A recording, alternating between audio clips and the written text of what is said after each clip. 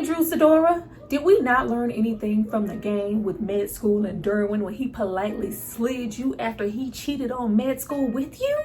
Oh, the naivete going on here. Not them leaving you penniless with nothing. You should have listened to your mama. I can't stay.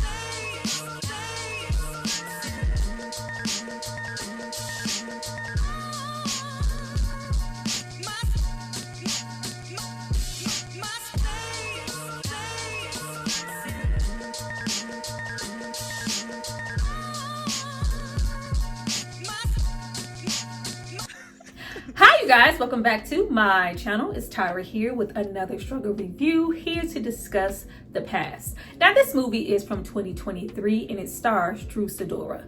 Now before we get into all things, get your own friends in your own separate private checking accounts. I need you guys to drop down and subscribe to my channel and like this video. I'm going to give you guys a moment to do that, then we're going to come back and discuss. I just get tired of that same old narrative of, oh, if you're having trouble in your marriage, somebody needs a pass to go explore. Oh, we need to explore other options and open up our bedroom to other people and have a threesome. Does nobody actually talk to their spouse anymore?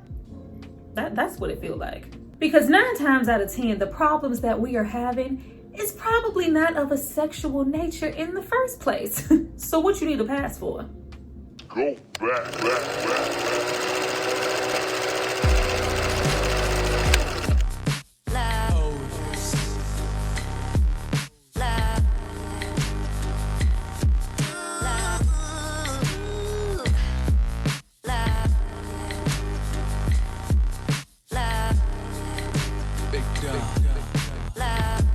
Now that you guys have hopefully subscribed to see more of me, let's get into this movie. But before we jump into the video, I have to give a shout out to the person who paid for it and requested it. So if you happen to want to go get your Iman and Tiana on, it's not because of me. It's because of this person right here. Thank you so much for supporting me and paying for this content. Now, this movie was directed by Bobby Huntley. He doesn't have a ton of credits to his name outside of short films, and this is actually his first full-length feature film. It was written by Sharonda Ronnie, who also has a lot of mini-series credits to her name. But that is absolutely not the draw here. The draw for this film is that it is coming from Todd Tucker and his wife, Candy Burris, aka Every Man Wants a Woman. And I'm that kind of girl, so this is what I tell my dude. I tell him to. Everybody don't know her from that though. Most know her from her Atlanta Housewives fame. They are both acting as writers and executive producers on this film. Now, I knew absolutely nothing about this film because I have not watched Atlanta Housewives in a very long time. Oh, wait, what is this, honey? The ghetto. Because why you got a white refrigerator? Kenya twirling, being Gone with the Wind, fabulous, Kim in those freaking wigs. Go away from me with this Apollo. It's been that long since I've checked out the show. Be that as it may, with Candy and all of her candy-coated nights, I kind of felt like I already knew what to expect here. And I love the way that they make sure that we know that they are acting executive producers on the film. It literally states in the opening of the film, executive producers, Candy and Todd. I'm like, we didn't even get to the credits to really see Drew Sidora, Erica Peoples, and everybody else who was in the film. That normally comes afterwards. But okay, we see you. Now, right away, the quality is giving Tubi, but we not gonna act like Tubi is not entertaining sometimes. We are introduced to Nina here, a very successful interior decorator, and her husband of 7 years, Maurice, an inspiring realtor who is not quite there yet. But we're working on it, hoping to receive this big commission. But in the meantime, we would love to keep up with the Joneses and buy our wife a bigger, better ring that we clearly can't afford. But it's okay. Even if I can't afford it, my best friend Tara is always here and forever in my corner by my side. Now let me tell you what a movie had me messed up. Right away. three minutes into the movie. The movie gave away a lot of its power in I wish it really wouldn't have shown us its cards in so many ways. Like when we are ring shopping and we have Tara say things like, oh, this is absolutely beautiful, but it's going to need to be resized. His wife's fingers are a whole lot chubbier than mine. Like, just statements like that, amongst other things, just makes you give this character the side eye and really get into her agenda before we even really know anything about her. Now, Maya Wilkes' mama was having none of it, and I was here for it. Maya Wilkes' mama looks good. Of course, I know that she's an actress and she has a name, but child, that's Maya Wilkes' mama. She look good. She look good. She feels like her daughter can do a whole lot better. And the more and more we know about her husband, we can really agree with that. Even though the movie goes out of its way to depict the mama as overbearing, intrusive, negative, nosy, a bad influence over her daughter, just a complete hater, referring to her husband as the rich bum. How is the bum doing? And somebody who was born yesterday just might fall for the story. Like, oh girl, just let her be happy and supportive and embrace her man. Like, why you being a hater? Nina here in the movie is very, I'm gonna stick beside him and my man. Thank you to my man. But it was never anything to be thankful for. It was never anything to be thankful for. Even though her husband appears to be very supportive, endearing, trustworthy, attentive, attractive, and most importantly, he trying. What is there not to love and support? Matter of fact, you not only don't support my man, but it doesn't really feel like you're supporting my career. But once you take a step back and look at things from the mother's perspective, everything you guys have, being married forever how long, is because of moi. You live in my home that I have a key to. But in your eyes, it's annoying that I tend to come and go as I please, invading your privacy. Okay, your man's entire career, and from the movie, it just feels like he jumps from one thing to the next trying to figure out his footing. Meanwhile, I am fitting the bill. Your whole little license for you to be a realtor, I paid for it. This current client that you are banking on for this commission is because I allowed you to have it. You low-key work for me. Like, this is a man who maybe came into this relationship with nothing. Meanwhile, Nina and her mother are clearly well off. Talking about your mom has a personal vendetta against me and she don't want to see me win.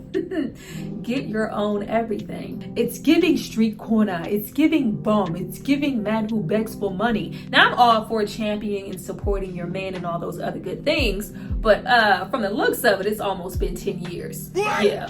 Now, Tara, who Nina works with and for and often considers her as just as much as a friend as her bestie husband does, her agenda couldn't have been more in our face. Because why your titties out in the workplace, ma'am? I just like the way that she kept approaching her, oh, we have this big case coming. We're going to fly out and, be alone. You think you can handle that? There'll be, long nights of work. Like, it was very, very overbearing. Like, don't expect me to be shocked by anything if she has her titties in our face the entire time, is constantly flirting with Anina, who is very married to her supposed best friend, as well as giving her vagina eyes all the time. Like, stop. Then we have the nerve to repeatedly have Tara say to Nina, oh, what you have is with my help. I groomed you to be who you are. Aren't you groomed? Like, Candy. They could have easily manipulated us to have us think that she was just as equally interested in Maurice as she was in Nina, and maybe this was, a sabotage moment that could go either way. But when you instantly have her turn into Ronnie from Players Club, was it not like the predatory behavior of it all? All of that goes out the window. Now, where this movie does succeed at, any amount of shock is with the rest of the friends group. Everybody outside of Maurice and outside of Tara.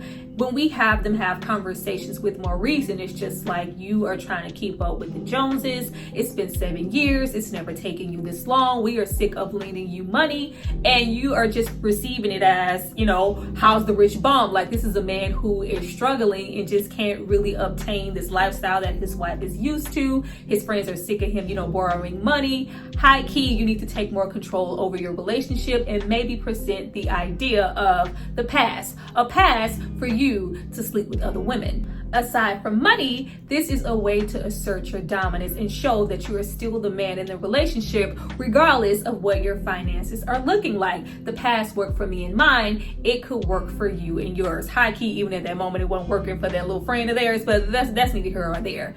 Those things worked a whole lot better. Talking about I got a hall pass to do whatever I want to do on my wife. Meanwhile, she's just in the waiting, just waiting around for me to finish what I'm doing. She don't have no hall pass to do nothing. She probably not even interested. Best believe if you have a hall pass, I'm skipping school. I'm being tardy. I'm going to the principal's office. Now, Nina's mama wastes no time in making her thoughts clear, not only on her husband, but the entire friend circle, especially Tara. I don't like none of them. Honey, why can't you, get your own thing? You can afford to. Don't be afraid to, step out on faith and be independent. There is no need for you to attach anything you're doing to any of these people. But mom, I just need you to be supportive. Mom, girl! I just completely understood where the mom was coming from. We can really tell that Nina is really fearful and self-conscious of doing things by herself. So she would much rather attach herself as well as her success to the likes of Tara, who completely takes a whole lot of credit for everything that she's doing. You are completely engrossed in your husband's world, the business, all of his friends. You have nothing separate of your own. Where's your individuality? Where is your independence? Who are you outside of just being a wife to your husband and being attached to his friends? Mother decides to step away. No, mama, don't leave me. Don't leave me. Nina should have known that something was up because, of course, the husband is all doting over her constantly. Oh, honey, I'm so proud of you. You and Tara, y'all have this big case to conquer in LA. Big things are happening for you in your interior design business. Meanwhile, I'm still over here struggling. But you know what? Support to you. How about that hall pass? What? What'd you say? Such and such had told me something about a hall pass, and I was just, wondering. I mean, if you, not me, because, I don't want it. But if you wanted me to have it, I might be open to that. Now, Candy is here as the wife of the friend who is engaging currently in a hall pass. I mean, girl, it's fun. You ain't never want to have no hall with your husband.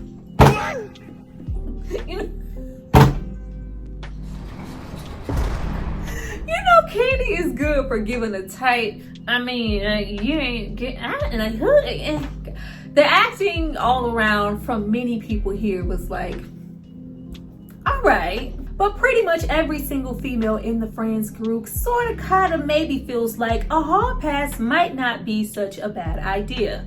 Especially Candy and Tara's character. I mean, when the last time you gave him some? Just get the hall pass. Shut up!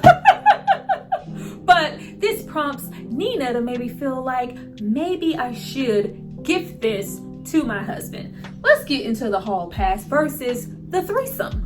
Now, first of all, it's a whole lot of responsibility. Things could come along that you may not be prepared for when you invite another party into your marriage or into your relationship. A hall pass is something that I could never understand and would never want to go for. Now, granted, sex and what's considered digestible varies depending on which kind of couple that you are talking to. But me personally, I always felt like a hall pass was such a singular, personal, private, more so selfish venture that may not benefit both parties. Even if the additional party may have a hall pass as well, it's just something unsettling about me not being present for it. Whereas a threesome, it becomes this sexual fantasy, liberating, adventurous, consensual pleasure that's gonna benefit the both of us in this trusting relationship at the exact same time. I'm imagining that it's gotta be real trusting for you to be comfortable with somebody else coming in there. I mean, of course, if it's two women, because, according to the man, if it's another man on man and woman, oh, this is gangbang. I ain't participating in that. That ain't no threesome, because this ain't touching me. Either way, it may be a slippery slope. I feel like we were already on a slippery slope here. I feel like many relationships go into inviting other people in a slippery situation. Threesomes and, hall passes, in my opinion, should not be a means to an end or for you to try to fix what's broken. It's supposed to be, a fun adventure that we are going on together that is supposed to maybe enhance the experience of sex. Not, baby, like what I feel like was happening here. My husband, I'm not pleasing him as much. I've been really busy with working. I'm having all of this success. He may feel emasculated. Just so I can tend to him and his needs, let me go and give him this hall pass. No. No. Your husband or your wife shouldn't be given license to explore, even if it's just once, just so you want to make sure that they don't feel inferior to you. Meanwhile, Nina, who states she does not have a desire to sleep with any other men, doesn't want a hall pass. Now, Nina does, however, have rules. You can't sleep with any of our friends, anybody that we know. You can't take them to a 5-star hotel. You can't have anybody in our bed, in our home. You can't give them any gifts. This is only for one night, a one and done situation. Now, Maurice, our husband's rule is you can't ask me anything about it. Who, what, when, where, and how. We don't discuss it from that point. And this fool agrees to it. And I'm going to say this fool because the scene directly after that one is just like, what? We literally have a rowdy man approach her husband, call him by another alias, and go, yeah, it's you. I should whoop your whole entire ass for what you did to my sister. How dare you leave her high and dry and take her for everything she has? You ain't it. Like, ready to knock his whole block off. Not only do we have Maurice be on high alert, ready to go, the whole squad, all of his friends, it was very much given, oh, you are stepping in on our plan. Let's regulate this, get Nina's ass all the way up out of here. We don't discuss it at all. We literally act like it doesn't happen. We have a little gaslight situation. It's like, oh, baby, I'm sorry. I shouldn't even entertain that. I shouldn't even ask you that. I love you so much. I appreciate everything you do. Like, excuse me? Like, that scene right there told me everything I need to know. I was like, why always steadily giving the plot away? When all the friends just turned and like did a little pat on the bag, like, yo, I'm packing, we can take him out right now. He messing up something. At that moment, we don't know exactly what he's messing up, but it does put you on high alert that there is a whole lot more going on here than we think. And it's not just Maurice, it's everybody here. Now, once we get into the candy-coated nights portion of the film, I couldn't really engage. Now, of course, we are on our hall pass timing. Nina conveniently goes away to LA with the oh-so-suggestive Tara. Meanwhile, her husband is supposed to be using his hall pass. But are we though? Clearly in the strip club, he is well known by the women. If he wanted to have a hall pass before she gave him one, he could have exercised it. This is a place that he frequents and he is very, very familiar and friendly. But we're not using our hall pass. We are engaging in business, being very, very subdued. Meanwhile, we have Nina in LA breaking every single boundary and rule that she gave to her husband when she gave him his hall pass. Is it with a man? No, of course not. Surprise, surprise, surprise, surprise, surprise, surprise, it's Tara. It's the woman. She's been waiting on her moment. Aha, you didn't see that coming. She said she didn't have a hall pass. She didn't want to be with a man, but she's with a woman. Doesn't really count. Like, I I couldn't really get into it. First of all, it was hella predictable. Like, there is nothing subtle about Tara's character to the point that she is just really unlikable. It's that same old stereotype of lesbians being predatory. You know, the ones who roll up, girl, I can change your life. You ain't never had, you know, you can't a man do what I do. And like, I'm so tired of them being predicted that way. And then the setup is just so out in the open. You can clearly see that she is trying to create this rouge. You know what? With how committed Nina is to her husband, and her maybe not even going for what I'm selling, let me bring this man over that was clearly sent by me that I know to, you know, loosen her up, get her chatty, get her to drink more of these drinks that I have clearly spiked, all the way to getting her up to a room so I can have my way with her. All the munching, child. She was munching down there like she was eating a bag of potato lays fresh out the bag. Like, now, of course, we can clearly see that this is really pleasurable for Nina, and she is, you know, low-key having the time of her life. But if we are under the influence and there has been absolutely no consent for this entire situation, it's, you know, it's taken away from me. Like, oh, okay, I see you, Candy. Like, oh, this is supposed to be, you know, erotic and sexy. It's not erotic and sexy for somebody to, you know, drug you and take advantage of you. But we are supposed to find solace in, you know, I bet your husband never, I bet he ain't never made you feel the way I felt, girl. Tara is clearly a creep. She is like, she was everything. If she would have rolled up on Nina and said, let's go, ho, like, what's good, new booty? Like, it wouldn't have surprised me, because it is very much so giving that.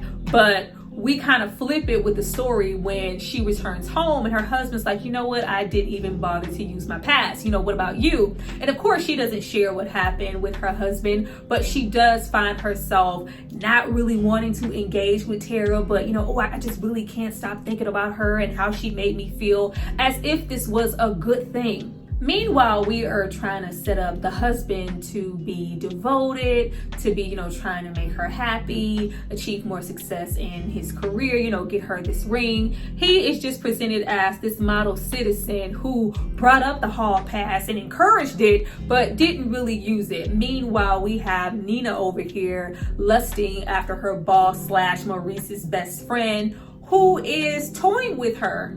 And the idea that you want me, but, you know, you still want your husband. You want to be with me in private. I'm not doing this. If I can't have all of you, I don't want any of you. Matter of fact, I'm going to toy with and sleep with your receptionist in this office. I love when she rolled up like, I thought I was the onlyest one. You the onlyest one. Like, this ain't Color Purple, girl. You wasn't never going to be the only one. We have her, you know, just get downright jealous, and she starts to look like the unfaithful one, doing everything she didn't want her husband to do to her. But we're validated in often catching our husband in situations where he might be cheating and he can't validate this. Why is this, you know, message from this woman on your phone? Why am I finding this in your pocket? Why? And all the while, we see that these things are clearly being planted by Tara. Now, this is supposed to be perceived to us as Tara wanting Nina for herself, trying to break up a happy home, all while she's pretending to be a friend to and support Maurice, and the only voice of reason in the world being Nina's mother, who she continues to ignore to no end. But when we have things and seeds planted like Candy coming in, talking about, you know, how much this hall pass has ruined her relationship, and there's a whole lot of back and forth there, as well as Nina growing jealous and getting closer to the likes of Tara, spending more time with her, thinking that, you know, if this can happen to Candy Coated Nights, it's probably happening to me, as well as with all the collection of evidence I'm finding. My husband is cheating on me. I'm going to go out and do me and get closer and closer to Tara. Now, that may have worked if we weren't privy to how we ended up here. Somebody who cares about you and likes you, whether they want to, you know, ruin your relationship with your husband or not, they don't drug you to have an opportunity to sleep with you. The constant grooming, the predatory behavior, it is just so on Front Street for Nina to see for us to ever feel like she should be delusional enough just to fall into her arms and sleep with her all the time, even though she's running up on and sleeping with other females who are in the office. She is the quintessential Ronnie from Players Club. Girl, Maurice was Trixie. It's just a hot mess. So when we get to the ending that we get to, it's not really all that surprising. Now, of course, the group is just filling her head with all of this mess. Girl, if you think he's doing something, you should, plant cameras in the house, track his phone, get your evidence up for when you get ready to divorce him. Now, where this all falls on the ground is when, her and Tara all cuddled up by the fire on a bearskin rug. She feels like she's living her best life. You know what? It's about that time for me to walk away from Maurice and just be with you and be happy because you put it down, eating them Lay's potato chips. Just like, girl, bye. The way she abruptly told her ass bye, like girl, I ain't say all that. Like, no, I thought you had said like you wanted me and all of me, and you ain't want to entertain me and still entertain my husband. Like, bye. I see you at work, girl. The interest is completely lost. You know what? What am I doing? Let me, fix my relationship with my husband. Baby, can't we just go away? Like, can we just escape all of this and just spend time with each other and rekindle our happiness? No, because I am about to divorce you. Now, with the likes of Maurice as well as Tara running around like Pinky in the Brain, this was not all that surprising. It was just like, oh wow, really? This was a scheme the whole time?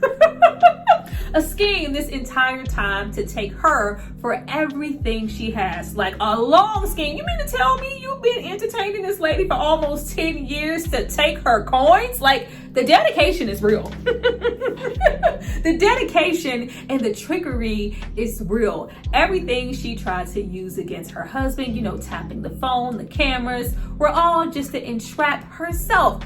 Getting bold-faced imagery of her cheating and sleeping with the likes of Tara in their marital bed. What more do you... It was him. I gave him a pass and it's too late. It's too late. Like, she is just completely distraught. Of course, her mama is there by her side. I love how Candy's mama is the little mediator judge at the table. Like, hey, what's up, Candy mama? Like, it's too late. Like, oh, you should be ashamed of yourself. What you're doing. Your daughter did it to herself. Your daughter did it to herself. If we weren't being so naive, running around in my man, thank you to my man. Girl, your man hadn't even given you nothing yet. Hadn't even really given you anything yet. Hadn't developed himself to, be somebody in the 7+ years that you guys were together. Was literally living off of you as well as your mother. And you just kept on supporting him just strictly based off of the fact, well, he supports me, he makes me smile. Like, y'all don't get enough of them niggas who just make you smile. He makes me smile, he's a shoulder to lean on, but never a wallet, never a freaking wallet. We get all the way to the end and it's just not, that account. Surprise, surprise, surprise, surprise. It wasn't just the money. We go back to the business like, did we not put 2 and 2 together? Like, the fact that she goes back to the little business that she felt like she had with Tara and have heart palpitations. Like, oh my God, it's empty in here. But what you thought you was coming back to? Oh my God, they done took me for everything. They done broke me down in front of the police station. Where's the justice? She done broke me down to my brake pads. I can't go nowhere without no motherfucking ties. Like, yeah, you got nothing. We gonna get through this, baby. I'm here. Like, very, very nice mama. Because I would be, I told you. Did I not tell you? Now, of course, we have all the crew, conveniently dressed in black. Moo ha ha ha. Rolling up to say, we got another one. Thank you. We got yet another one. Took you 7 years. It's never taken any of us this long to get one. On to the next target. Now, it would have been nice to not know that the whole crew was gonna roll up like, with the way that, you know, the writing is here, and especially at its weaker points, at some point you do figure out that Maurice as well as Tara are working together, as well as everybody in the group.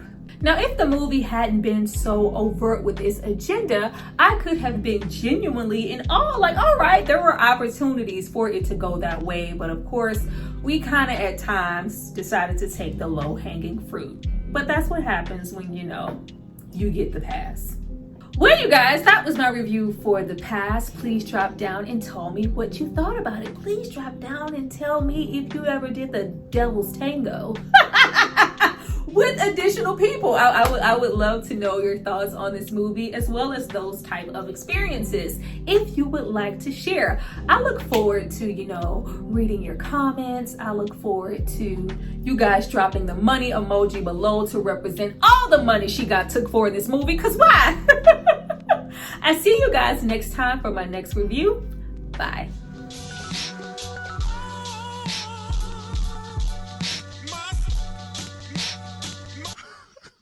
My